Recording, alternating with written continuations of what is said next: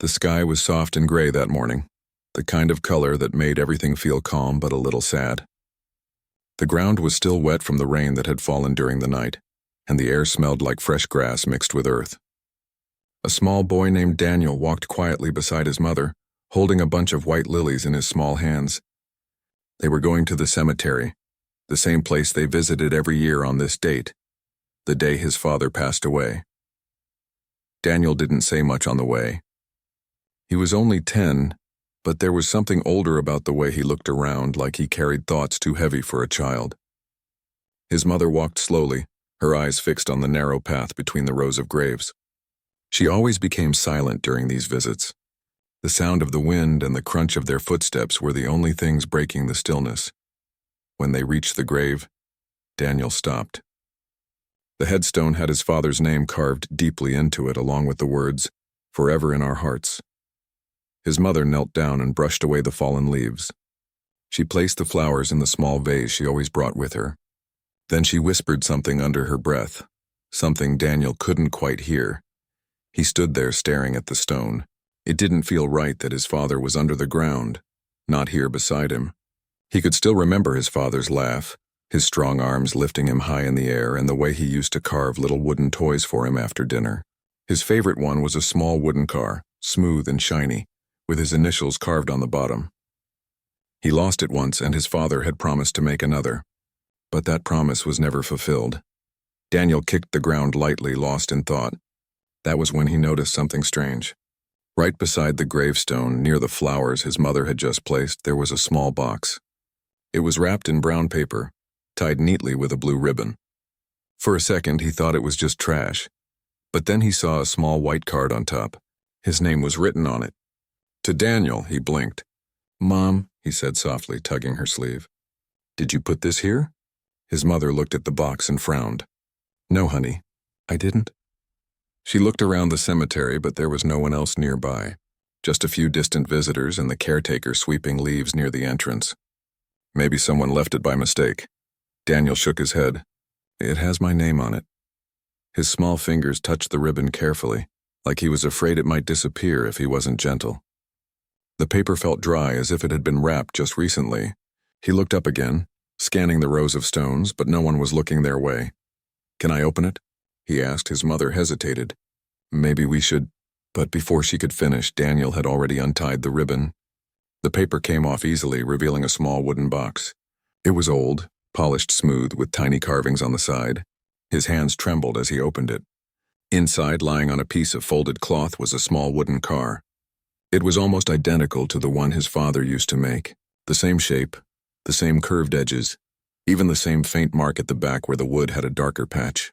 His breath caught. He stared at it for a long moment, his heart pounding so loudly he could hear it. "Mom," he whispered, his voice shaking a little. "Dad used to make these."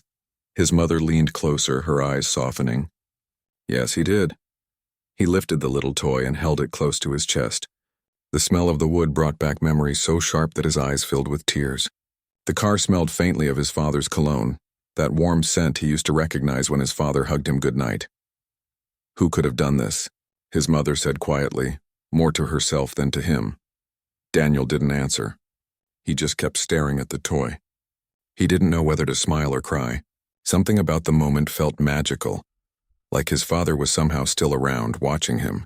His mother reached out and gently rubbed his back. "Maybe someone your dad knew," she said softly. "Someone who remembered you." Daniel nodded, but the question kept spinning in his mind. Who would know about the wooden cars? Only his dad and mom knew that. Not even his friends had ever seen one. He turned the toy around in his hand again and again, feeling every tiny detail of the carving. They stayed for a while longer.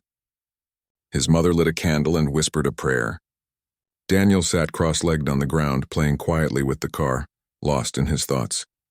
The wind blew softly through the trees, and for a moment he thought he heard his father's voice calling his name the way he used to, warm and cheerful. He looked up quickly, but there was only silence. When it was time to go, his mother stood up and brushed the dirt off her knees. "Come on, sweetheart. It's getting late." Daniel tucked the wooden car carefully into his pocket. "Can we come again tomorrow?" he asked. His mother looked at him with gentle surprise. "Tomorrow? We just came today. I know, he said quietly, but I want to see if there's something else. She smiled faintly, thinking it was just a child's wish, and nodded. We'll see. As they walked away, Daniel looked back one last time at the grave. The candle flickered beside the flowers, and the blue ribbon from the wrapping paper danced lightly in the breeze. He felt something stir inside him, something like hope mixed with mystery. He didn't know what it was, but he knew one thing for sure. He would come back. That night, after dinner, Daniel sat on his bed holding the small wooden car under the lamplight. His mother was in the kitchen washing dishes. The toy gleamed softly, the edges smooth and shiny. He ran his fingers over the tiny letters carved on the bottom. His initials, DH. His dad used to say those letters stood for Daniel the Hero. It was their little joke. He smiled at the memory. Then he noticed something else. On the underside of the car, carved so faintly he almost missed it, was a new mark. It looked like a tiny star. His dad never carved stars on the old ones. He stared at it for a long time, wondering what it meant. Maybe it was a sign. Maybe it was just a coincidence. But deep down, Daniel felt it wasn't random. He placed the toy under his pillow that night like it was a treasure. He couldn't stop thinking about it. Who had left that box? How did they know so much? The thought swirled in his head until he finally drifted off to sleep. The next morning, Daniel woke up early. The air outside was cool and the sky had turned bright blue. He dressed quickly and went to the kitchen where his mother was sipping coffee. "Can we go to the cemetery again?" he asked. She looked at him, surprised. "You really want to go again?" He nodded. "Please." She studied his face for a moment, then sighed with a small smile. "All right, but just for a little while." When they arrived, the cemetery was quiet as usual. The caretaker nodded politely as they walked past. Daniel ran ahead to his father's grave. The candle from yesterday had melted down to a stub, and the flowers looked a little dry. But what caught his eye was the ground near the headstone. Someone had brushed away the leaves again, and the soil looked freshly disturbed, like someone had been there recently. He looked around. No one was nearby. He knelt down, scanning the area, hoping to find another box, but there was nothing. Still, something about the way the dirt looked made him certain that whoever left the first gift had come back. He stayed quiet on the way home, thinking about it. His mother noticed but didn't ask. She probably thought he was just missing his dad again. That evening, Daniel sat by the window watching the sky turn orange. He held the small car in his hands again, rolling it slowly along the windowsill. Then he whispered softly, "Dad, if it's you somehow, thank you." The wind blew gently through the open window, brushing against his hair like a soft touch. He smiled faintly, not knowing if it was real or just his imagination. That night, he couldn't sleep. The image of that blue ribbon kept appearing in his mind. He remembered the neat handwriting on the card with his name. Someone out there knew about him, cared enough to leave something at his father's grave. It wasn't just a random act. It meant something, and he was going to find out what. The next day at school, he could hardly focus. His teacher's voice sounded distant, like background noise. At recess, he sat alone, turning the little wooden car in his hands. His best friend asked what it was, but Daniel didn't feel like explaining. It was too personal, too strange. The car wasn't just a toy. It was a message. When he got home that afternoon, he made up his mind. He would go to the cemetery again, but this time he wouldn't go with his mother. He would go alone. Maybe if he watched quietly, he'd see who was leaving the gifts. He didn't know what he'd do if he found out, but he needed to know. That evening, as the sun dipped low, Daniel slipped the toy car into his pocket and grabbed his jacket. His mother was in the living room reading, and he told her he was just going outside for a bit. She nodded without looking up. He walked down the street, heart beating fast, until the cemetery gates came into view.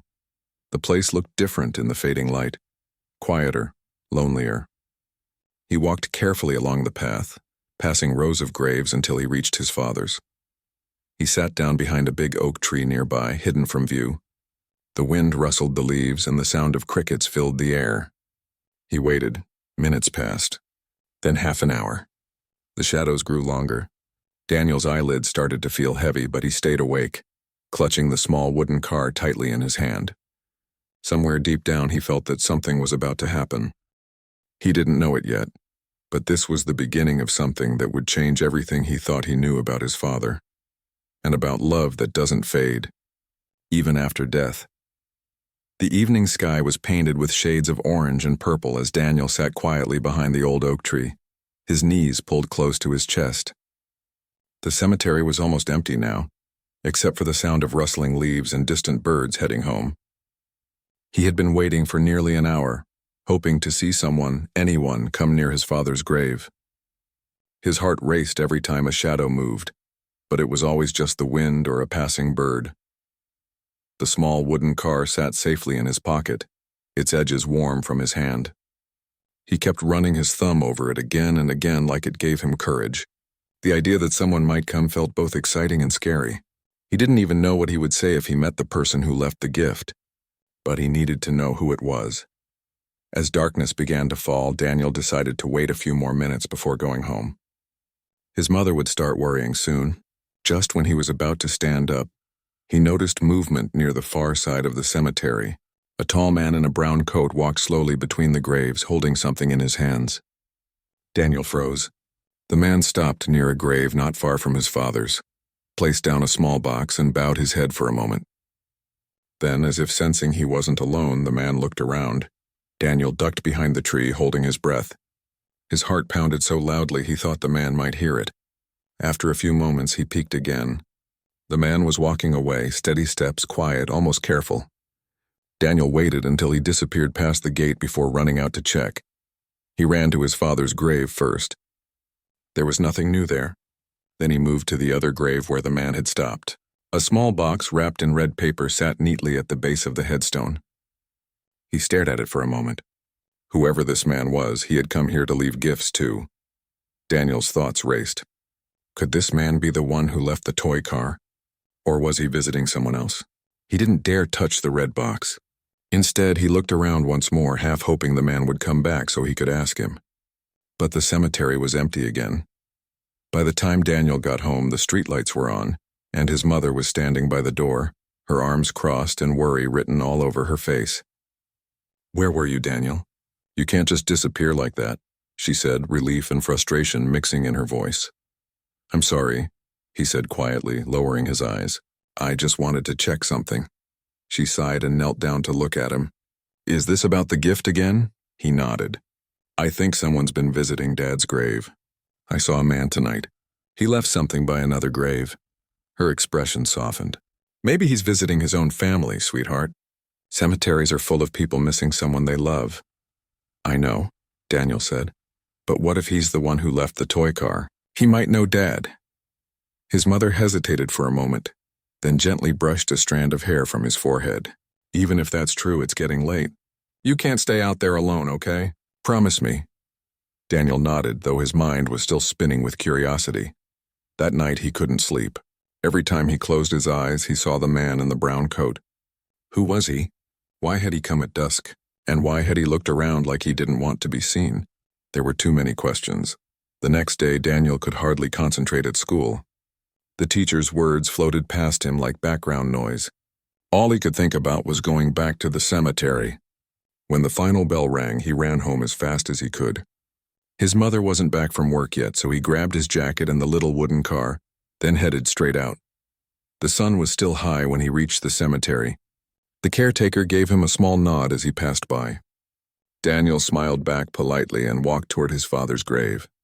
He sat there quietly, the toy car resting on the stone. For a long time, nothing happened. The wind whispered through the trees and the shadows shifted slowly. Daniel started to wonder if he'd imagined the man last night. Then, just as he was about to leave, something caught his eye. A piece of paper was tucked behind a small vase of flowers on the grave. He pulled it out carefully.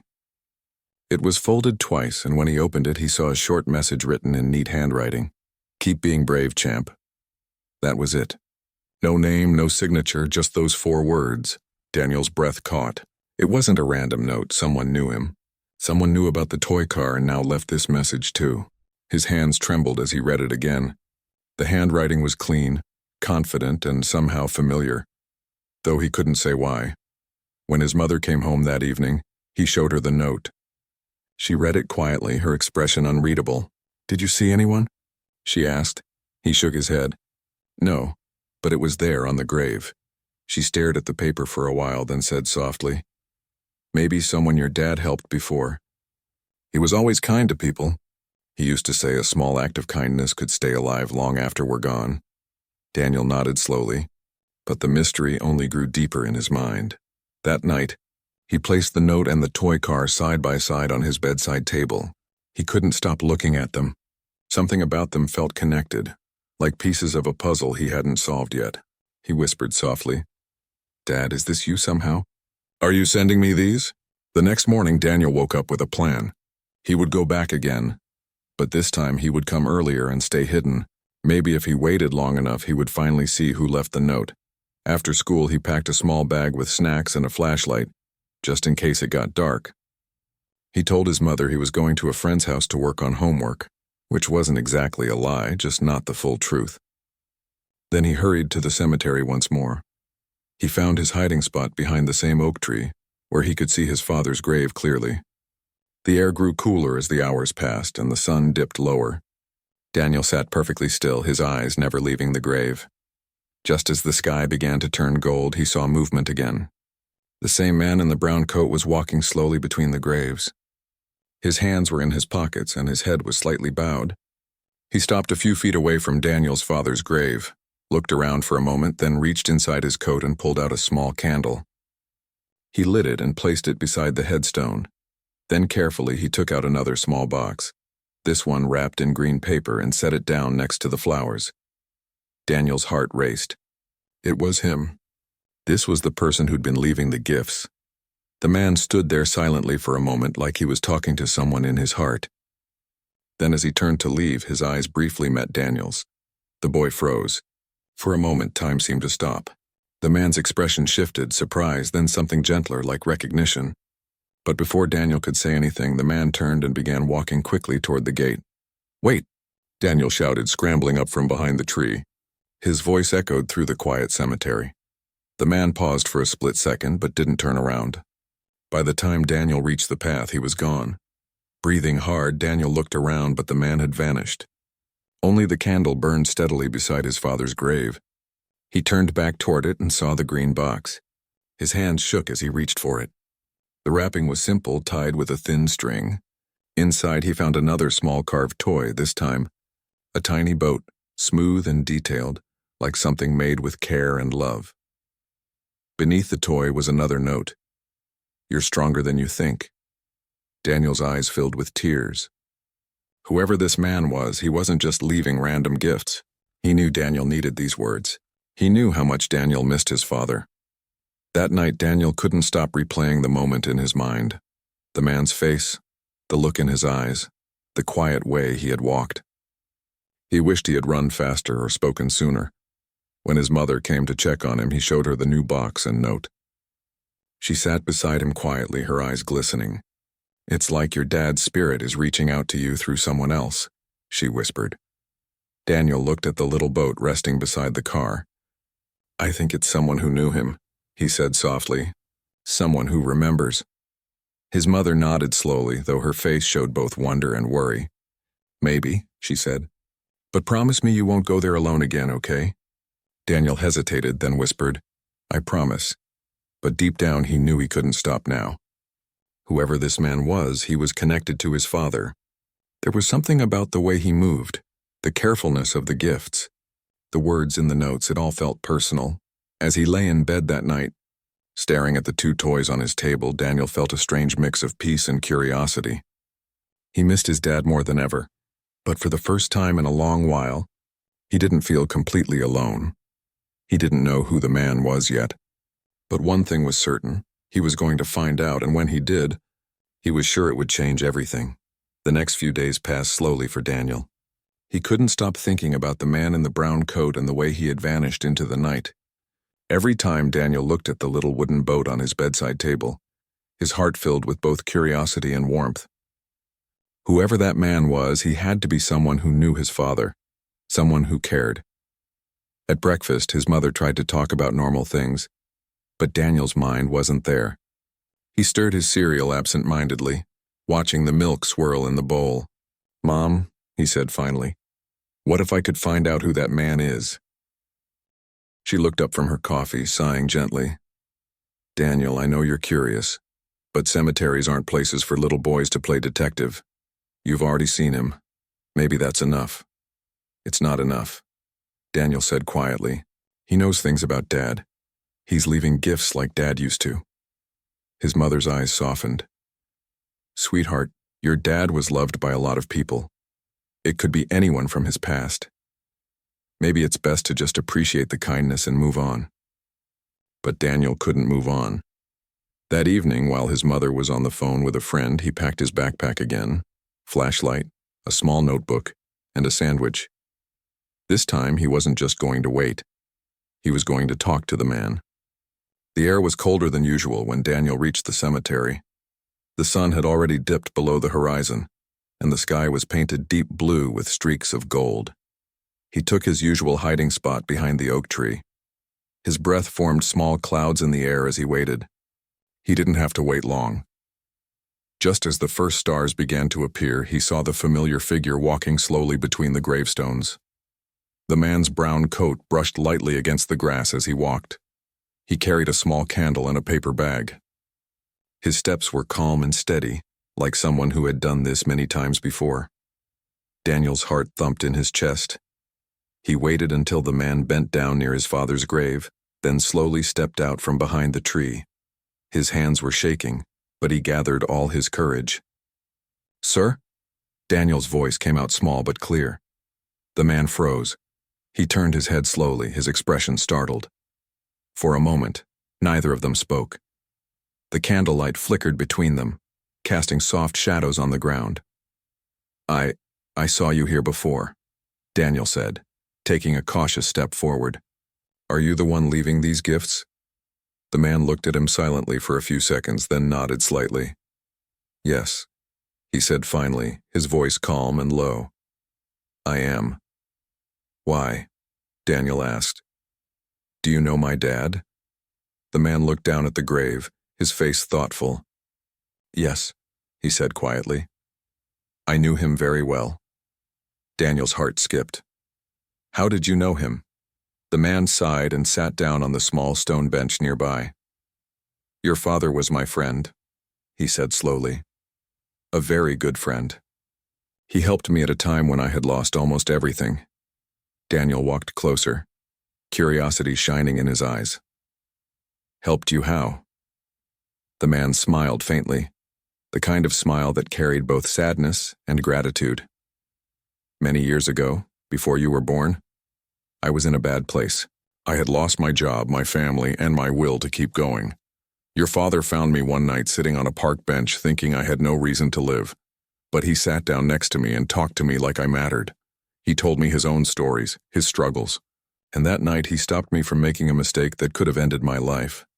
Daniel listened closely, his heart tightening.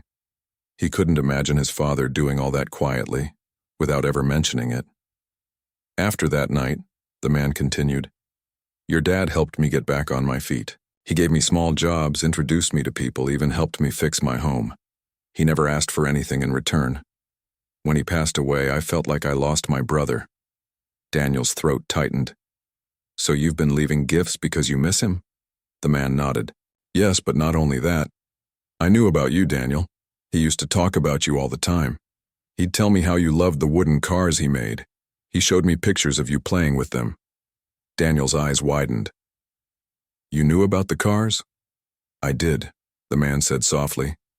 I even helped him find the right kind of wood once. He said every toy he made for you had a little bit of his heart in it. For a moment, neither of them spoke. The air felt heavy, but peaceful. Daniel's eyes filled with tears, but he blinked them away. Did you leave the wooden car in the boat? He asked. The man nodded again. Yes, I made them the same way your father used to. I thought, maybe it would make you smile again. Maybe it would remind you that he's still with you, in some way. Daniel's voice trembled. It did.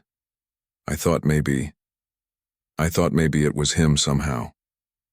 The man's eyes softened. In a way it is. Because everything your father did, his kindness, his love, still lives on in the people he touched. Like me, I wanted you to feel that. Daniel looked down at the small candle flickering beside his father's grave. The flame wavered in the wind, then steadied again, glowing warmly.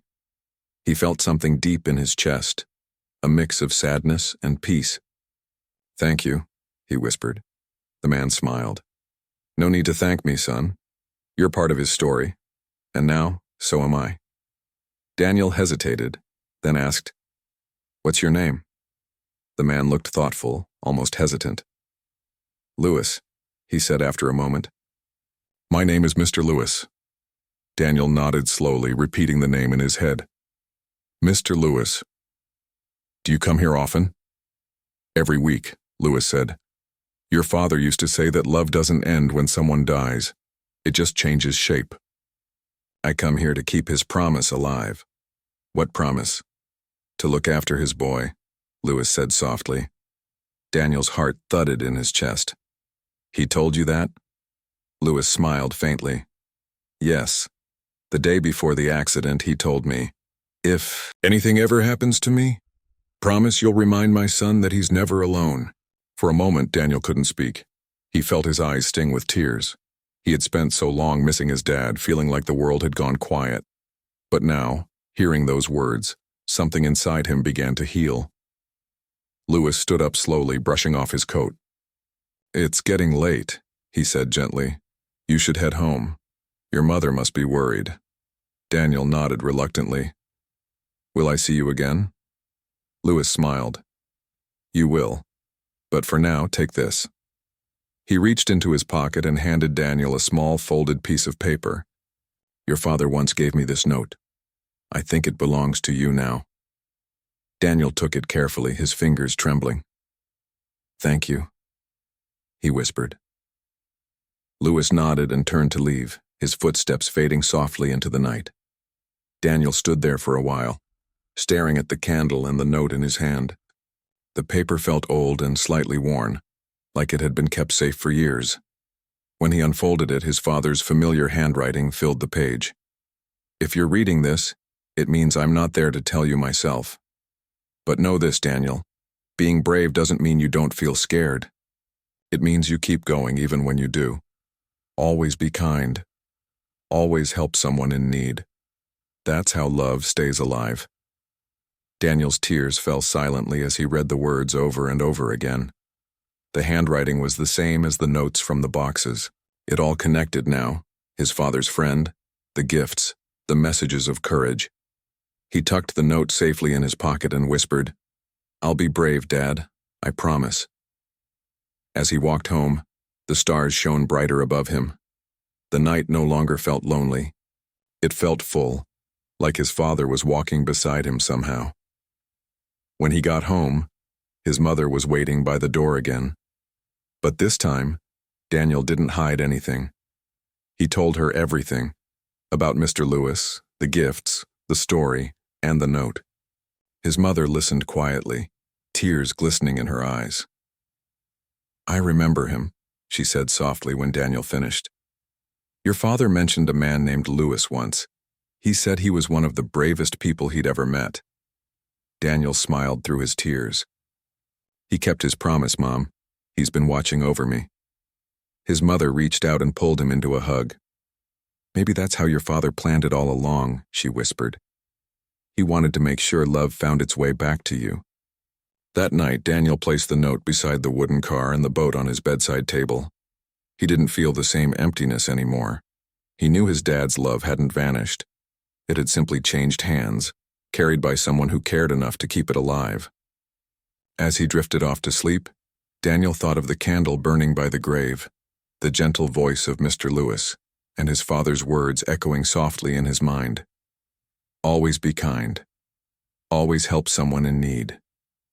And for the first time in years, he slept peacefully, knowing his father's story wasn't over yet. It was just beginning again through him. The morning after Daniel met Mr. Lewis, everything felt different. He woke up before sunrise and sat quietly beside his window, watching the golden light spread across the sky.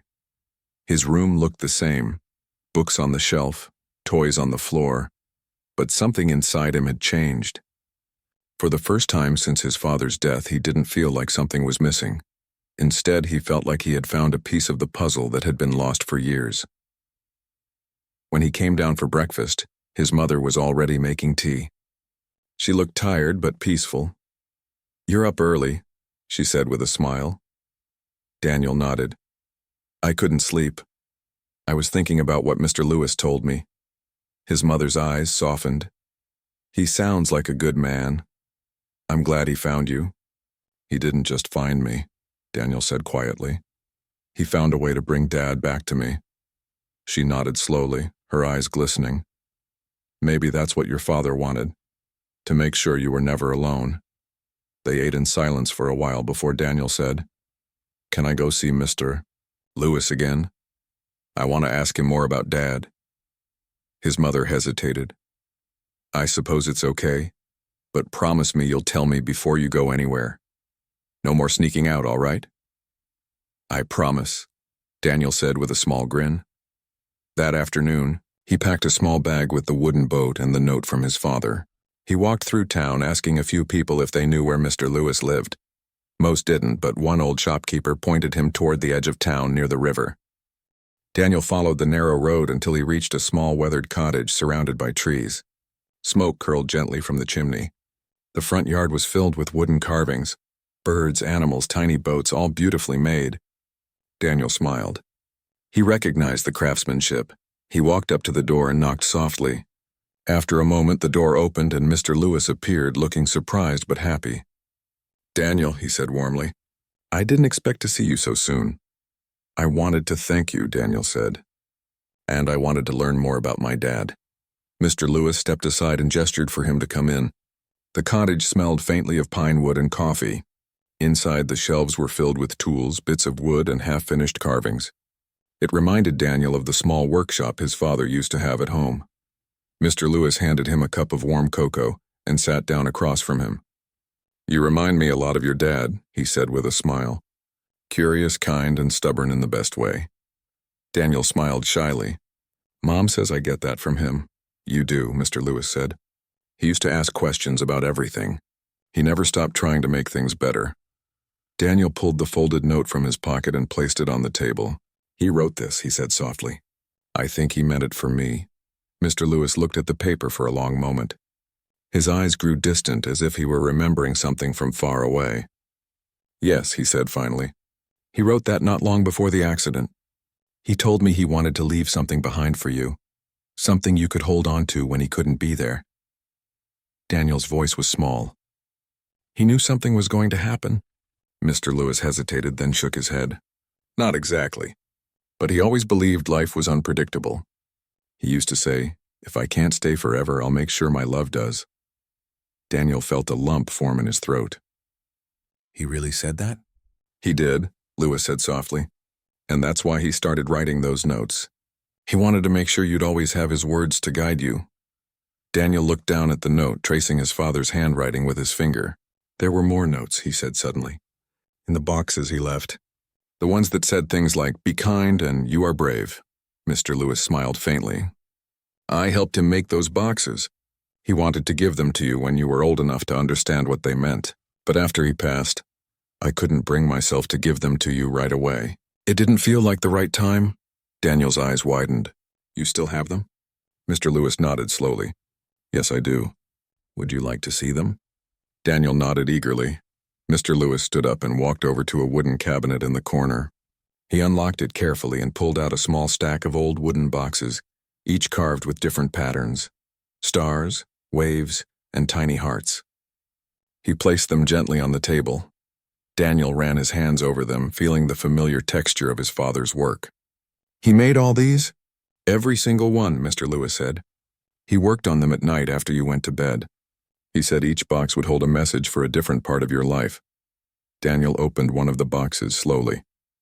Inside was a folded note tied with a thin piece of string. He untied it and read aloud. "When you feel lost, look for the light. Sometimes it's not the sun, it's the people who care for you." Daniel looked up, his eyes filled with emotion. "He really knew how to say things that made you feel better." Mr. Lewis nodded. "He had a gift for that. He believed that words could heal." They spent the next hour opening the rest of the boxes, each one containing a message full of love and wisdom. Some were short, like Never Stop Dreaming, while others were longer, sharing stories of his father's childhood or lessons he wanted Daniel to remember. When they reached the last box, Daniel noticed something different about it. It was slightly larger and had a small lock on it. "What's this one?" he asked. Mr. Lewis smiled faintly. "That one's special. He said it was meant to be opened when you were ready to understand something important." "Do you have the key?" "I do," Mr. Lewis said, pulling out a small silver key from his pocket. He handed it to Daniel. "I think you're ready now." Daniel's hands trembled slightly as he inserted the key and turned it. The lock clicked open. Inside the box was a small envelope with his name written on it, and beneath it a photo of his father standing beside Mr. Lewis, both smiling proudly in front of a workshop. Daniel opened the envelope carefully. Inside was a longer letter, written in his father's familiar handwriting. "My dear Daniel, if you're reading this, you've grown enough to see the world with open eyes. I want you to know something I never got to tell you in person. The man who brings you this letter, Mr. Lewis, isn't just my friend. He's the reason I became the man I was. He taught me how to be patient, how to build with my hands, and how to never give up when things get hard. We made these boxes together, with the hope that one day they'd help you see the good in life. Remember this, family isn't just blood. It's love. And love never leaves you." Daniel finished reading and sat quietly for a moment, his eyes glistening. "He made these with you," he said softly. Mr. Lewis nodded. "He wanted us both to be part of your journey. I kept my promise to him, Daniel. I watched over you just like he asked." Daniel smiled through his tears. "You did more than that. You brought him back to me." Mr. Lewis's voice trembled slightly. "Your father would be proud of you, son. You've got his heart." They spent the rest of the afternoon talking about Daniel's father, about the old days, about how they used to spend hours in the workshop building toys for children who couldn't afford them. Mr. Lewis even showed Daniel some of the unfinished projects his father had started before he passed. "This one," Mr. Lewis said, picking up a small wooden train, "was supposed to be your birthday gift the year he paused, his voice catching. He never got the chance to finish it." Daniel touched the train gently. "Can I finish it?" Mr. Lewis smiled warmly. "I think he'd love that." They spent the next few hours working together, sanding, gluing, and painting. Daniel followed every instruction carefully, his hands learning the same movements his father once made. By the time they were done, the little train looked perfect. As Daniel held it up, sunlight streamed through the window, lighting up the room in a golden glow. He could almost feel his father's presence there, smiling down at them. When it was time to leave, Daniel hugged Mr. Lewis tightly. "Thank you for everything," he said. "I'll come back soon," Mr. Lewis nodded. "You'll always be welcome here, Daniel. Remember, your father's love isn't gone. It's here in every word, every carving, every memory." Daniel smiled, holding the little train close. "I believe that now." As he walked home along the quiet road, the evening sun painted the sky in shades of orange and pink. The wooden train felt warm in his hands, and for the first time in a long while, Daniel didn't feel like he was walking alone. He whispered softly to the wind, "Thanks, Dad. I found your friend, and I found you again, too." And somewhere deep inside his heart, he felt the faintest whisper back, gentle, loving, and proud. The next morning, Daniel woke up with a sense of peace he hadn't felt in a long time. The sunlight filled his room, touching the small wooden train sitting on his bedside table. He picked it up, ran his fingers along the smooth edges, and smiled. It was more than just a toy now. It was a bridge connecting him to his father, to Mr. Lewis, and to the memories that had shaped his life. He went downstairs where his mother was preparing breakfast. She noticed the calmness in his eyes. "You look different," she said gently. Daniel smiled. "I went to see Mr. Lewis again yesterday. We finished one of Dad's old projects together. I think he'd be happy." His mother paused for a moment, then nodded with tears in her eyes. "Your father always said you'd carry on what he started. Maybe this is what he meant." After breakfast, Daniel went to his room and carefully placed the train and the boxes from Mr. Lewis on his desk. He opened one of the notes again, the one that said, "When you feel lost, look for the light." He read it slowly, letting the words settle in his heart. He whispered to himself, "Maybe I can be that light for someone else now." Days turned into weeks, And Daniel found himself visiting Mr. Lewis often. Sometimes they worked together in the workshop. Other times they just talked about life, sharing tea and stories.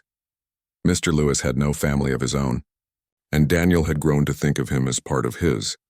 One day, while they were carving small wooden hearts to donate to the local hospital, Daniel looked up and said, "Mr. Lewis, I want to do something in Dad's memory. Something that can help others, just like he helped you." Mr. Lewis looked at him with a soft smile. "What did you have in mind, son?" "I don't know exactly yet," Daniel said, "but I want to start with small things. Maybe I can make these boxes like the ones Dad made and give them to kids who are going through tough times. Maybe the messages inside can help them too." Mr. Lewis's eyes lit up. "That's a beautiful idea, Daniel. You could write your own notes, little messages of hope, kindness, and courage." Daniel grinned. "Yes, and I'll wrap them with a blue ribbon just like the one I found on Dad's grave." And that's how it began. With the help of his mother and Mr. Lewis, Daniel started making small wooden boxes. He carved each one carefully, just like his father had taught him through the notes and lessons left behind. Inside every box he placed a short message, sometimes a few words, sometimes a small story. He called the project the Blue Ribbon Box,